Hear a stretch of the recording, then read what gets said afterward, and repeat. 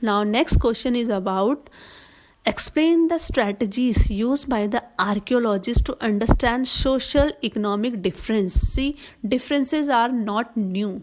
Differences were many million years ago also, differences are in modern time also. So what were the social and economic differences in the Harappan civilization? This is the question. Let us see the answer. Tracking social difference. First, we will find it by the burials. Archaeologists generally use certain strategies to find out whether there was social or economic difference amongst people or not. How they find it? In Harappan sites also, the dead were generally laid in pits. They were buried. They were not cremated like we do nowadays. We burn the dead bodies of Hindus. But that time they used to bury the dead body. Bury means putting them inside under the soil. Sometimes there were differences in the way the burial pit was made. Some graves contain pottery and ornaments, perhaps indicating a belief that these could be used in the afterlife. You have been reading from class 6 that there are a lot of practices of keeping very precious ornaments, precious materials with the dead bodies. It means, it shows that those people believed in a afterlife theory also. They believed that after dying there is some other world where the dead bodies go, and there they will require all these items to live on. That's why in many of the burials archaeologists have found the dead bodies of goats. Sometimes they have found lot of ornaments so that they can use them in their another life. Superstitious they were, but whatever it was beautiful thinking of those people. Even today we are scientifically very advanced, but still we believe in the second and the next birth. Okay, so some of the burial sites, some of the graves, they had pottery with those dead bodies. Means they must have kept grains inside them, or some money inside them, or some metal inside them. Other is jewelry also has been found in burials of both men and women. In earlier times, jewelry was not only worn by women, men also used to wear jewelry.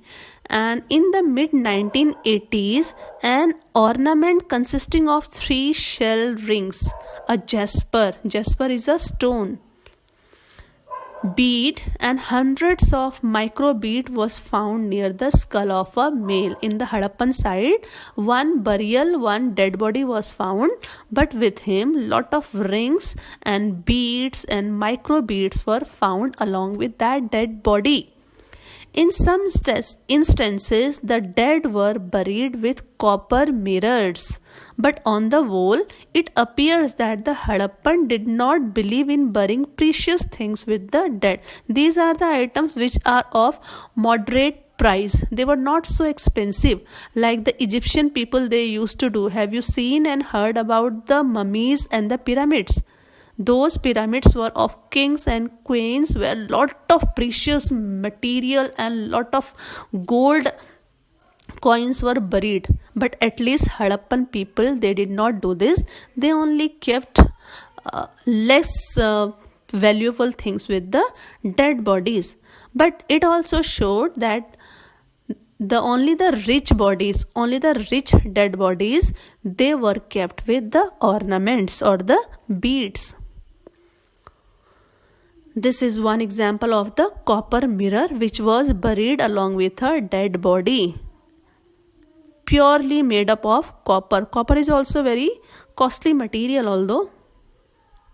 This is one of the dead body, you see, and see, these are the pots and other things, daily use things, which are being buried along with this dead body.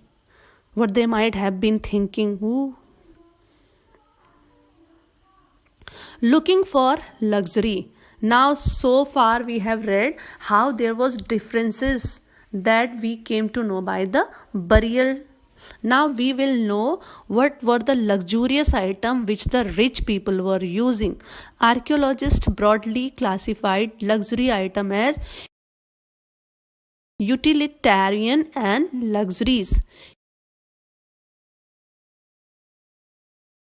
Utilitarian means need for the daily use. When we require few things like when we are using our mobile phone only for talking to someone like Samsung or Nokia or some very landline, these are the inexpensive mobile phone which you can buy for almost 5 to 15,000.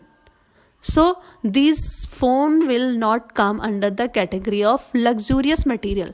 But when we will buy the iPhone more than 1 lakh rupees, 70-80,000 rupees, then this mobile phone will come under the luxurious item, isn't it?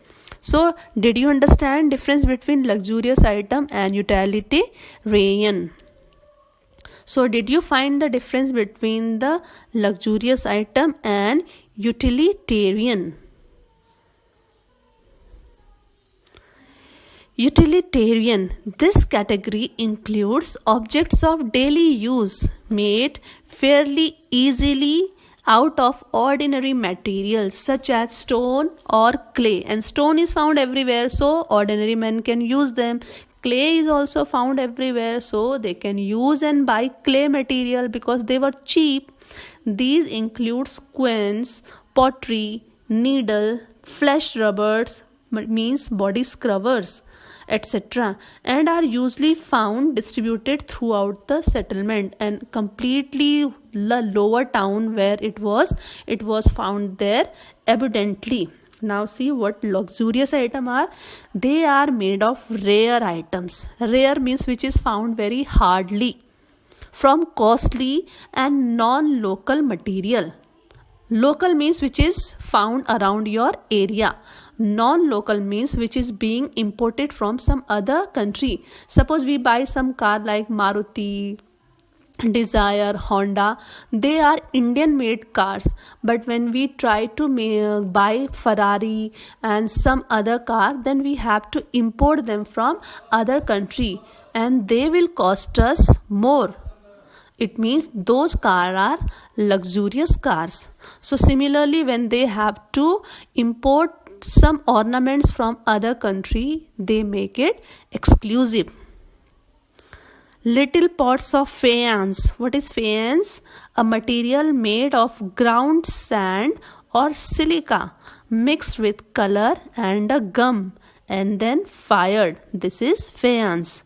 Were probably considered precious because they were difficult to make. Is a faience what? Means it was costly. Let us move on to the next question, that is explain the exclusive features of craft making at Chanudado.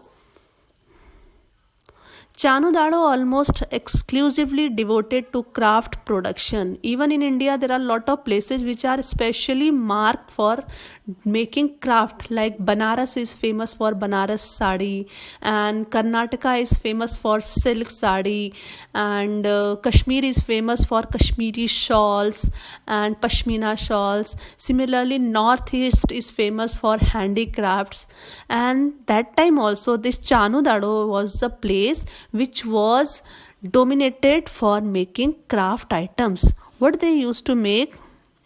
Bead making, shell cutting, metal working, seal making and weight making. Oh, lot of things they used to make in this city.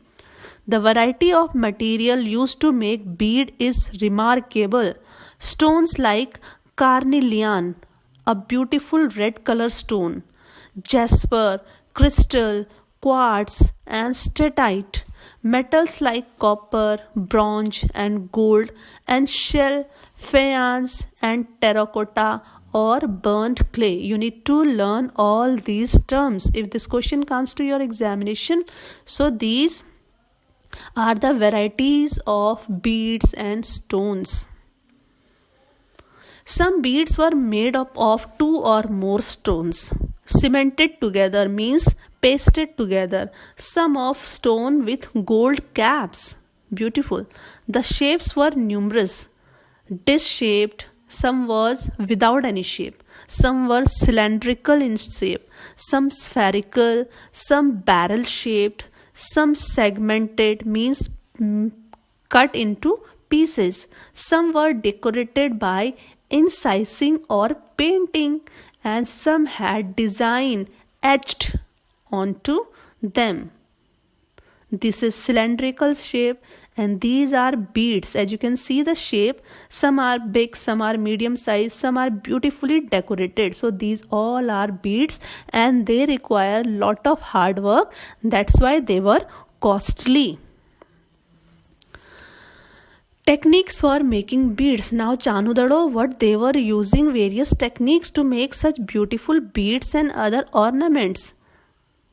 Steatite, it is a very soft stone, was easily worked. Suppose you want to make some craft, then you will obviously take some soft stone, because if you'll take hard stone, it will become very difficult for you to cut it and polish it.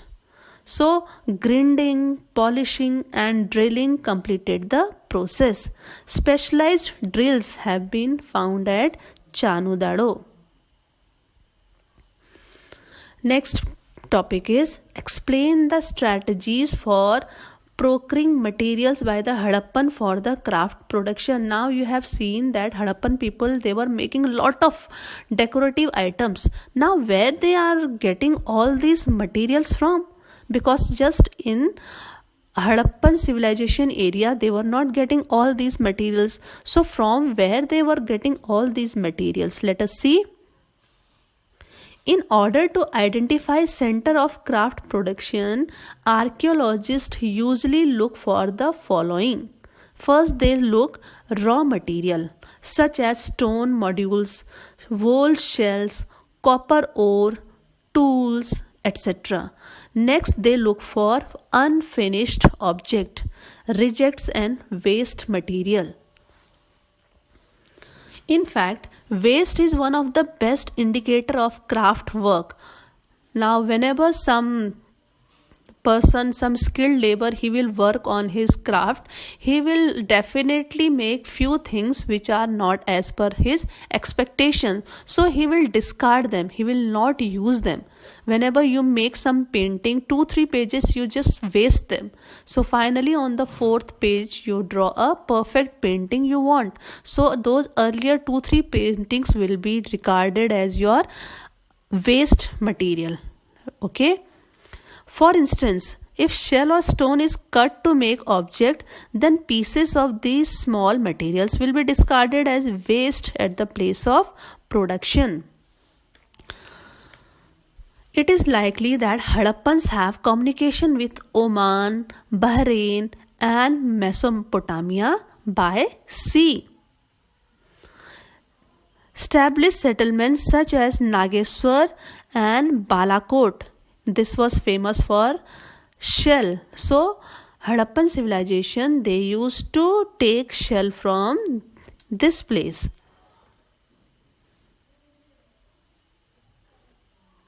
Next is Shotugai. It is in Afghanistan, and where best quality lapis lazuli. It is a shining stone. It was found and then it was sent to the Harappan civilization. Contact with distant land. Expedition to areas such as Khetri region of Rajasthan. It was famous for copper. So the merchants, they used to go to Khetri and buy lot of copper from there. And to buy gold, they used to go to South India. Recent archaeological finds suggest that copper was also probably brought from Oman. A distinctive type of vessel, a large Harappan jar coated with a thick layer of black clay, has also found at Omani sites. Now, how did archaeologists knew that Harappan people, they used to go to Oman? Because lot of Harappan items were also discovered in Oman sites. Next question is, how were Harappan seals and sealing? This is very important. What was the Harappan seal? Let us see. Seals and sealing were used to facilitate long distance communication. Imagine a bag of goods being sent from Oman to Harappa. Its mouth was tied with a rope, and on the knot was affixed some wet clay, and on which one or more seals were pressed, leaving an impression. If the bag reached the Harappa with its proper sealing, then it means that the thing has been not tampered, means nobody has opened the bag. But if the seal is tampered, seal is broken, that means somebody must have misused the bag or taken out the things from the bag. So very clever they were. This is one of the clay found during the excavation. See, there are a lot of seals. This was also tied on the mouth of one bag. You can see this is one seal, this is second seal, this is third seal. So as many as land it used to cross by, that many of the seals they used to put on this clay. Next term is, give two features of Harappan writing. Let us talk about Harappan writing now. An enigmatic script. Harappan seal usually have a line of writing, probably containing the name and title of the owner. Scholars have also suggested that the motif, it is generally an animal, conveyed a meaning of those who could not read.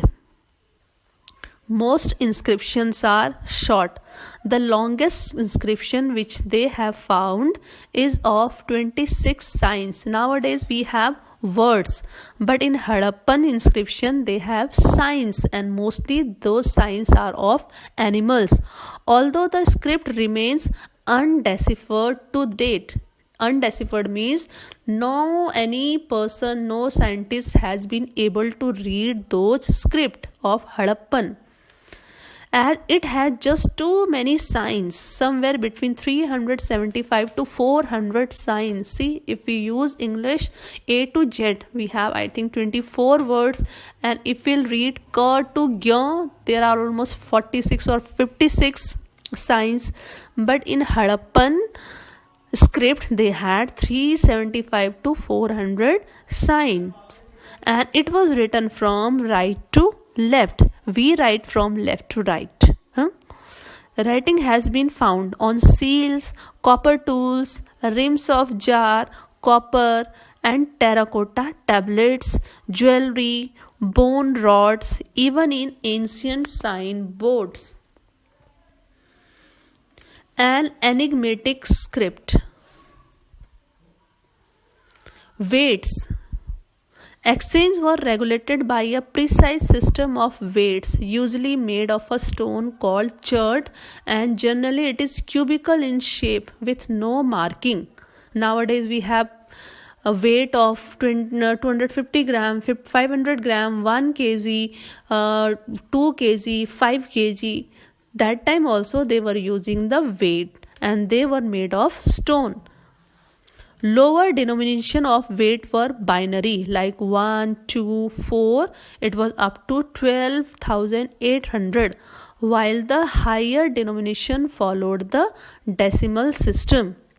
The smaller weight were probably used for weighing jewelry and beads. Metal scale pans also have been found.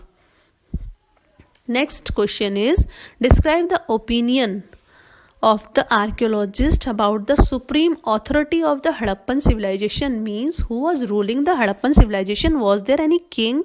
Was there any emperor? Was there something very high position who was ruling the civilization?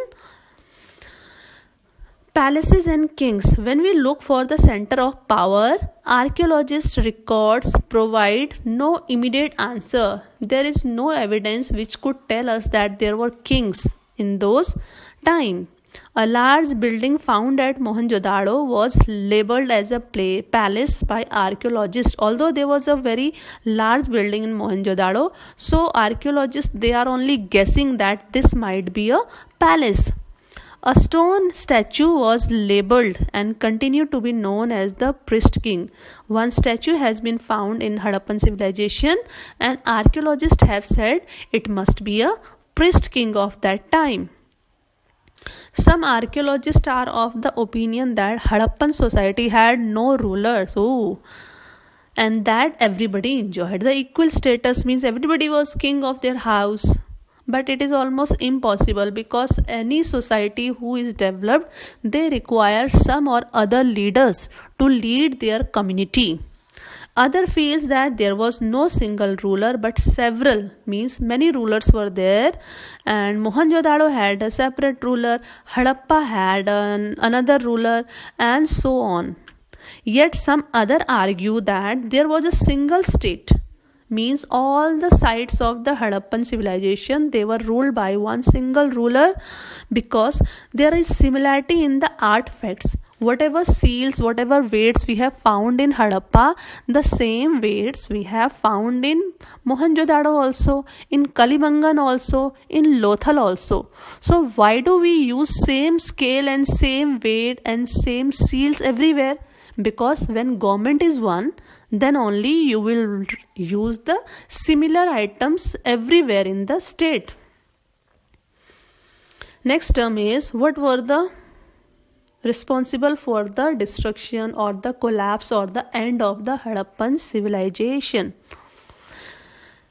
The end of civilization changes after 1900 BCE.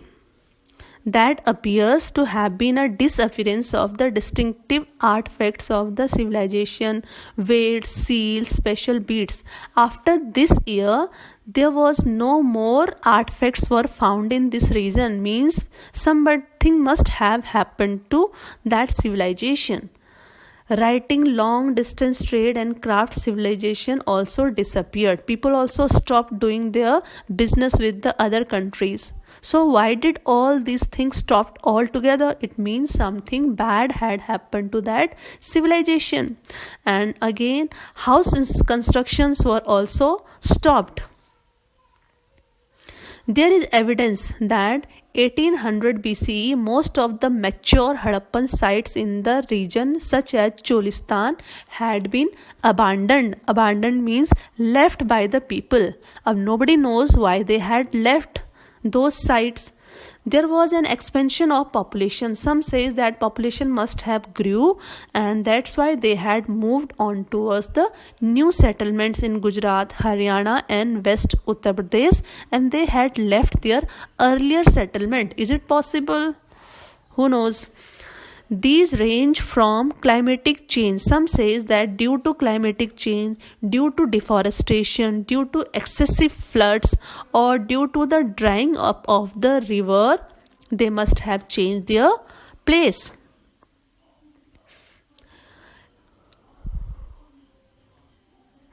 Who was Cunningham? Mention any one account used by him. Now see, who was he? Cunningham was the first Director General of ASI. ASI is Archaeological Survey of India. It is during the British time. That's why only Britisher can head such position. But nowadays we are free. Our country is free. So only Indian people can be the Director General of the ASI. But that time only Cunningham was the ASI Director General, and he began archaeological excavation in the mid-19th century. Cunningham's main interest was the archaeology of the early historical periods, means Vedic period. He used the account left by Chinese Buddhist pilgrims. In class 6, you have read about Fahian, Jiangjung. Those were the Chinese pilgrims who had come to India, and they had written many manuscripts. So, those manuscripts have helped historians to know about that period. Next is archaeologist is John Marshall. What he has done? In 1924, John Marshall, Director General of the ASI, he announced the discovery of a new civilization, that was Indus Valley civilization, to the world. Thanks to him, otherwise we would have never come to know about this great civilization of our country. He was the first professional archaeologist to work in India, and he marked a major change in Indian archaeology and brought his experience of working in Greece and Crete to the field. It means before coming to India, he had worked in Greece for many years. All the artifacts, you know what artifacts, everything that related to the art, means beads, means idols, means stone works, means all the precious decorative items, they are known as artifacts. He recovered from the same unit and he grouped all them together and he made them the historical evidences. Describe briefly how Harappan seal helps in reconstructing their religious belief. Lot of seals have been found in Harappan sites. So how those seals tell us about the religion of Harappan time? Objects which seemed unusual or unfamiliar may have had a religious significance. These included terracotta figurine of women. This is again made up of terracotta, but this is some female figure. She is heavily jeweled. You can see the jewelry of this figure, some with elaborated headdress, and she has some headdress also over her head, and she is regarded as the mother goddess. It means the people had religious belief that time also. Rare stone statuary of a man in almost standardized posture, seated with one hand on the knee, and he was known as priest king. The great bath and the fire altars found at Kalibangan and Lothal.